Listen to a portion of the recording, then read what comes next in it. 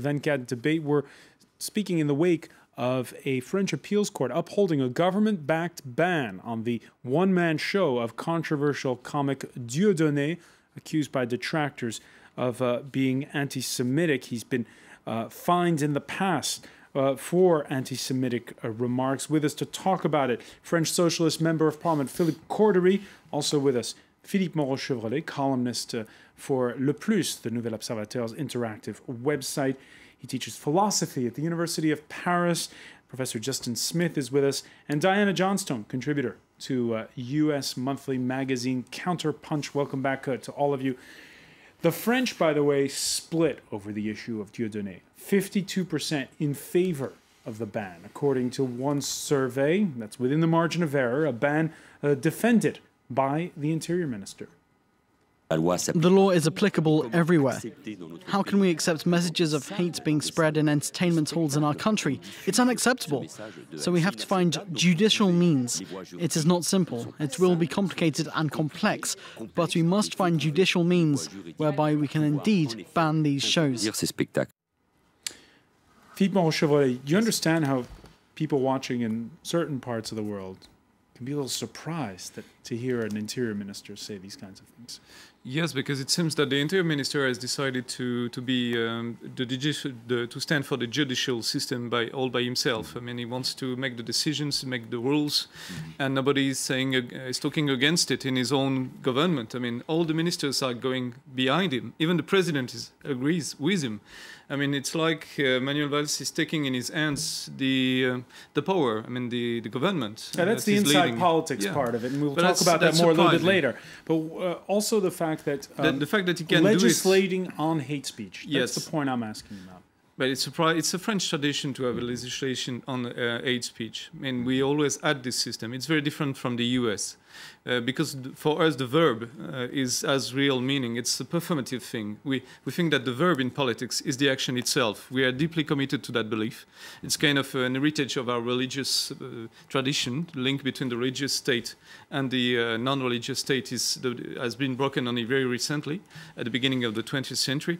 So we believe that the verb is the action itself. So that's why we are putting so much pressure on the verbs, on the nouns. This is a core feature of many traditions of French philosophy as well, of course, that language itself can be a sort of violence or domination, right?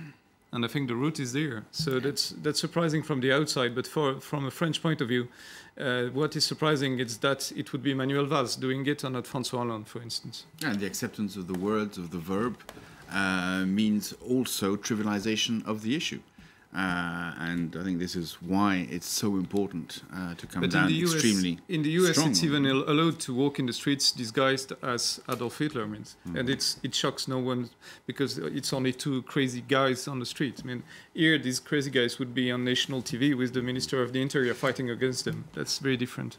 I think part of the reflection on the First Amendment in the United States is that it's a very, very tricky thing for a legal system to make judgments about something as complicated as humor or as pragmatics of conversation. You mentioned in the beginning Pierre Desproges. I can think of a famous skit by Pierre Desproges where he has... He's a French comedian. Yes, where he has Jean-Marie Le Pen as a guest, and indeed they are laughing together.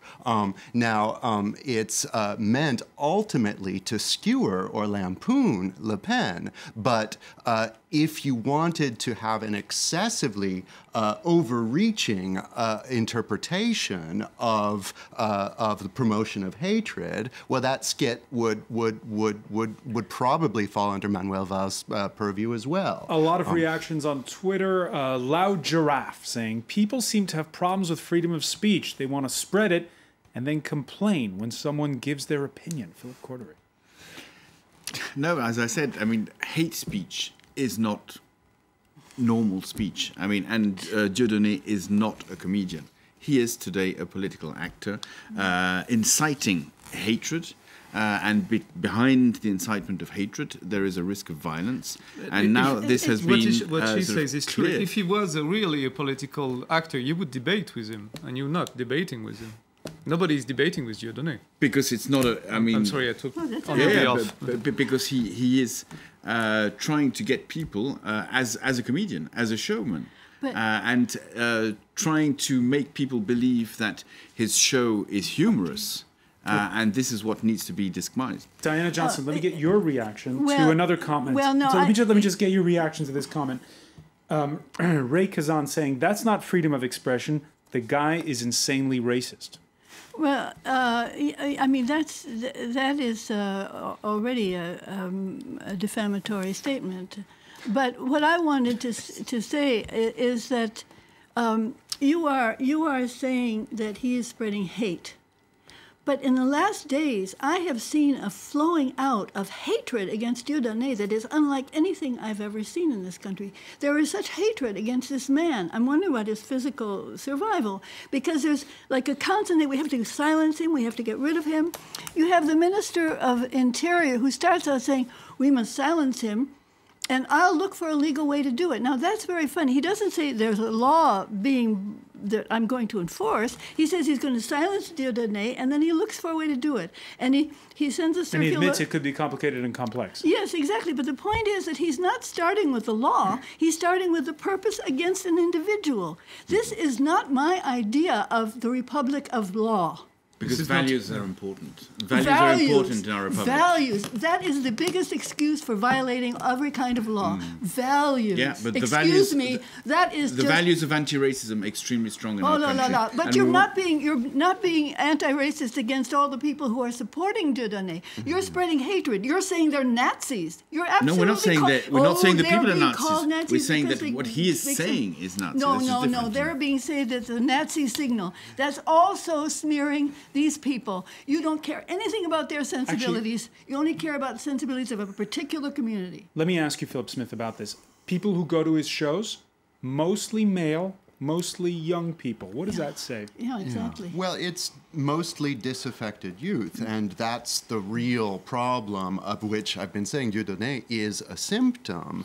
One thing that has been lost sight of here is that Dieudonné is himself a member of a visible minority.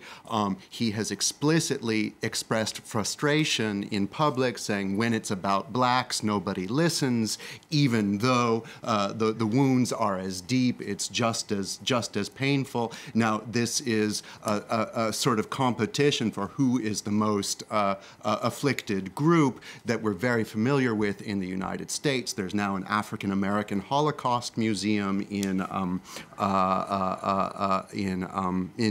Milwaukee and in other cities, as if there is a sort of battle to show who is the most afflicted. And this is not a rational game to get into, but it's clearly Dieudonné's game, and that makes him something very different from a typical European neo-Nazi leader.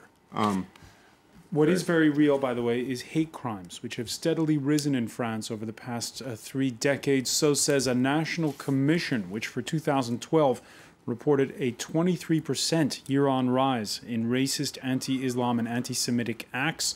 Philippe Moreau-Chevrolet, the cover of your publication this week, the Nouvel Observateur, headlines La haine, the hate. Yes. And there is this other part of the context of Dieudonné's one-man show, which is there seems to be rising intolerance in France. Yes, that's a symptom, as you say. I mean, the popular voters are turning to real bitter feelings against the so-called establishment, against government, because they have the feeling they are not heard, that there is no connection between them and the government. And as a matter of fact, the president has really a trouble to express what he is, who he is, and he has really trouble to connect with the voters. And we don't know how to address these popular voters. And they are turning to the far right because that's the only kind of fight they can do. I mean, that's the only kind of expression they can have now that is not tainted with suspicions or from their point of view. And I mean, this is really a challenge from the government and all the democratic forces to try to reestablish a dialogue with these popular voters. And it's really complicated. And it's not by denying who they are and what their situation really is that we will succeed. It's not by telling them that they are Nazis that we will achieve anything. We need to have a broader conscience and to talk to them about their problems. And the government is not doing that. Manuel Valls is an artifact. Yeah, I mean, of course, I mean, we're not saying, and far from it, that the only solution to all of this is only stopping the shows from Dieudonné. And I mean, the government is also acting very much, I mean, on the economy, on the social issues, and that's also, I mean, that's not the debate today, but I mean, I don't want to put one in the opposition with the other. Today. That's precisely the problem. Emmanuel Valls has led us here. Another problem is that in the past decades, as you're saying, I mean, there's been a rise of sort of racist acts, but there's also been a rise of sort of that acceptance of racism. People now in the streets, in the metros, sort of can be racist, which was not the case 10 or 20 years ago. And this acceptance of racism is a real problem in our society. Despite the fact that we have been fighting against these people by telling them that they are Nazis. This we're not strategy telling them that doesn't they're work. Nazis. We're not saying that you're wrong. What they're saying We're saying that your strategy what is they're not good. saying is racist, and therefore we just cannot accept. It's not a taboo. We cannot just have racism but if your solution doesn't work, shouldn't you change the solution? The problem remains the same. In the past 10 years, I mean, racism has been accepted. No, in the 80s, it was a political strategy. Now it's only a strategy, and it's not working. Diana Johnston. I want to support my colleague here because, in fact, we've been hearing anti-racism in France constantly. And the more we hear anti-racism, the more the anti-racist organizations say, oh, racism is increasing. So it's not working. Maybe talking all the time about these identities is creating hostility rather than curing it. All right. There's by the way, there's xenophobia, but also sort of a reaction we've witnessed, and this is not on the extreme, against what's becoming a multicultural France, stirring a lot of controversy. The new book by French philosopher Alain Finkielkraut. It's called The Unfortunate Identity. He emphasizes with that backlash those he calls the sedentary French. When the cyber cafe is called bled.com and the butcher and or fast food are both halal, these sedentaries, as he calls them, go through the experience of exile. They haven't moved, but everything has changed around them. Justin Smith, I see you shaking your head.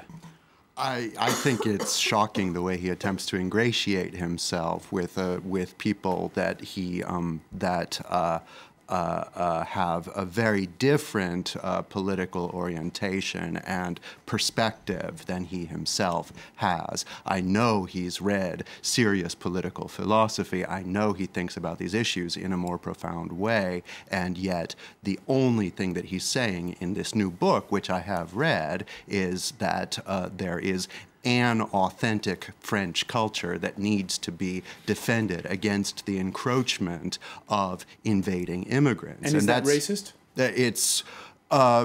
It depends how you define racism, but I would certainly be happy to call it racist or xenophobic. Fortunately, Alain Finkielkraut doesn't do any stand-up comedy, so we are protected from that.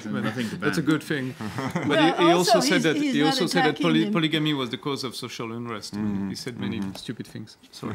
No, nothing. But he's attacking. Basically, attacking. Maybe it's too much to say, but he's critical, let's say, of certain ethnic groups which are not the most cherished ethnic group in France. But I think it's, I mean, whether it's racism, whether it's xenophobia or anti-Semitism, it's all on the same level. And wait a minute, is it all on the same level? Philip Cordery, one question here. Really? Is it all on the same level? Because the French Constitution, the Declaration of Human Rights, is based on this notion of universalism, that the Republic makes all citizens the same before the law. And France is a melting pot. And he is saying that that no longer works anymore, and we should go back to those values. Yeah, but I mean, France has had a history of immigration. I mean, today there is no such thing as a pure French. I mean, everyone is a mixture from regions. Figo Kraut thinks you can find such. Yeah, but he's completely wrong on that. I mean, and that's, I mean, it's just a history of France that he hasn't got right there. And I think today, I mean, So should the French Republic be more multicultural? Is what the French Republic is multicultural.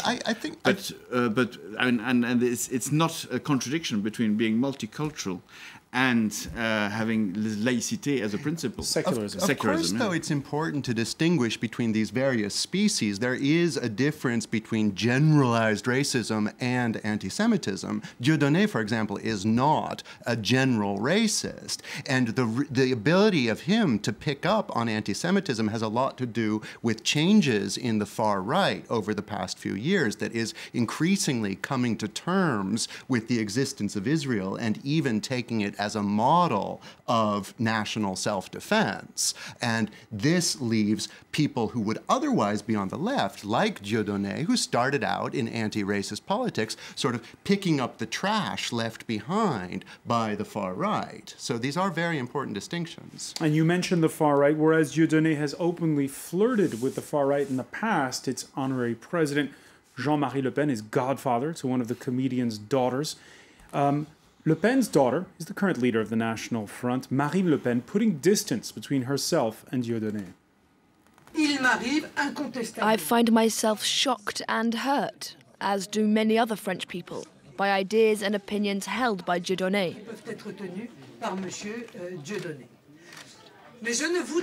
But I do not want Mr. Dieudonné to be used as an excuse for opening the floodgates to greater censorship of free speech. Philip Cordery, that's going to strike a chord with a lot of people who, not only people who are on the far right. That's part of her PR to try and show that the National Front is not such an extremist party as it was. But is the National Front handling this better than the socialists in that case? Not at all. I mean, I think the only solution on this case was to be extremely tough, and this is what the government has done. Diana Johnstone. Well, I'd be a little bit more impressed by all this opposition to the far right in France if there were anything else. I mean, we now have whatever party is elected, UMP or the socialists, they carry out the same neoliberal policies.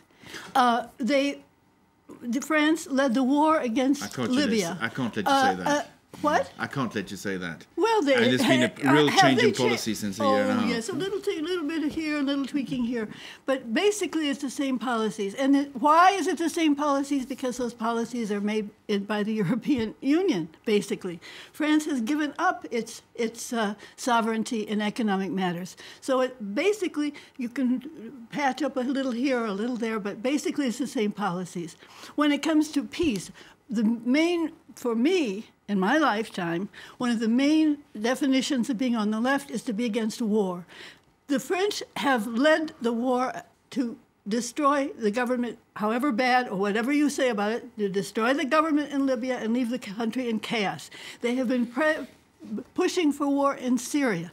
This is not the left anymore. I don't see how the National Front is much more on the right than the Socialist Party. First of all, on the economic policies, there's been a real change since a year and a half. I mean, growth is back on the agenda. Oh, it's on the agenda, but it's not happening. I mean, the austerity policy from the past has been replaced by a much more balanced policy between, of course, having accounts which are balanced, but at the same time implementing growth. On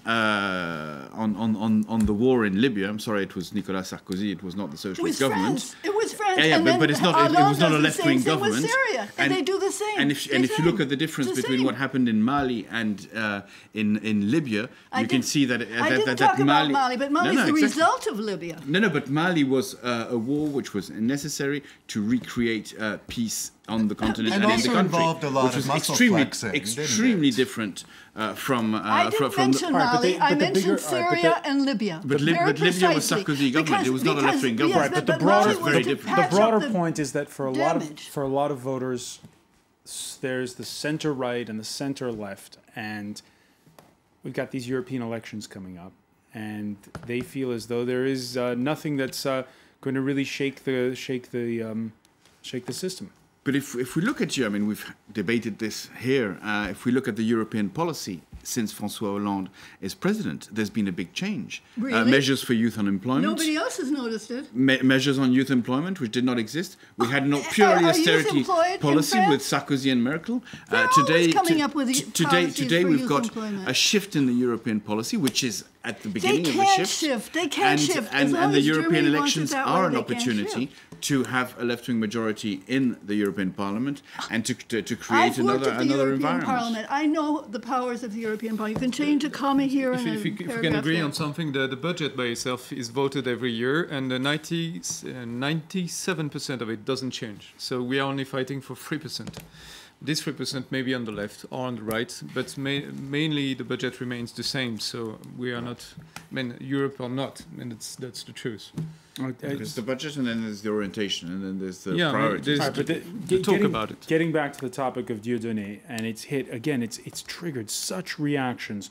Back in the early '80s, there was the then French president François Mitterrand, who was accused of cynically overplaying the importance of the National Front, contributing to the party's rise.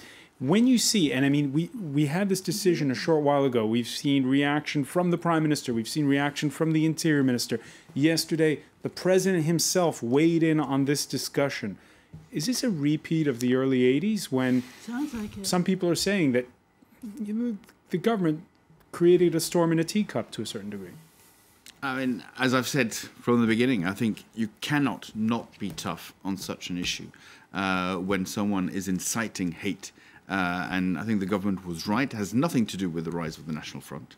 And if we don't at one stage put a red line on what's tolerable and what's not tolerable in society, then the National Front will raise. And the National Front has been raising in the past years because racism has become so much accepted, and therefore their speech is much more in line with what people can say in the metro. And this is why we have to be, and the government is right in being extremely tough on Dieudonné, on people who insult the Minister of Justice, Christiane Taubira. I mean, that's all the same thing. We have to put a limit. Let's hear on that matter. Dieudonné has said himself that he was disappointed not to get jail time because that was part of his promotional campaign. That's pretty much a clear sign that he's using the government interest to his own advantage. All right, let's hear on that point from the Prime Minister, like we said, who's been speaking out in the past hour after that appeals court backed the government and banned his performance, his one-man show in the west of France. This decision by France's highest court supports the government's position. In our society, we can't accept even slight complacency with regards to anti-Semitism, which so goes against our values and principles. The government wanted to act in such a way as to provoke reflection, to initiate debate. But what is certain is that the government will never compromise our values, which are those of the French Republic. All right, and agreeing with him is Gilles on Twitter. Dieudonné is not a hero. He isn't a victim either. In fact, he's a dangerous guy who wants to tell dangerous stuff in funny ways. Yeah, and we give him a national tribune. That's the easiest way for him to propagate his ideas. It's a repeat of the 80s. It's a remake of the 80s. And it's like when you do 80s shows now, it's not as good as the first time. See, they are trying to do it, but it's not going to work because the things have changed now. What is remarkable in this strategy is that you don't see the UMP anymore on the TVs or in the national coverage. It's all about the government against the far right. So in that regard, is that going to serve the interest of the opposition conservatives? It's a good thing for the elections, maybe, because the UMP won't be able to attack so strongly as they had planned, maybe before the Christmas, before the vacations. So it is a smart strategy on the part of the socialists. It could be a good strategy on that respect, but I don't think, and really I don't think that it will happen like in the 80s, when it has durably, on the long term, weakened the right, and I think that it could turn against the socialists, because the National Front now is able to go to the elections and to win against the socialists. They are able to go to the second base on the elections. Second round, yes, on the elections, and they are able to defeat the socialists during the first round of the election. That's very new. That's a change, and they didn't take that into account. I mean, it could be very dangerous as a strategy now. It's not the same situation as in the 80s. All right. Other countries grappling as well with identity politics as we lead up to those European elections.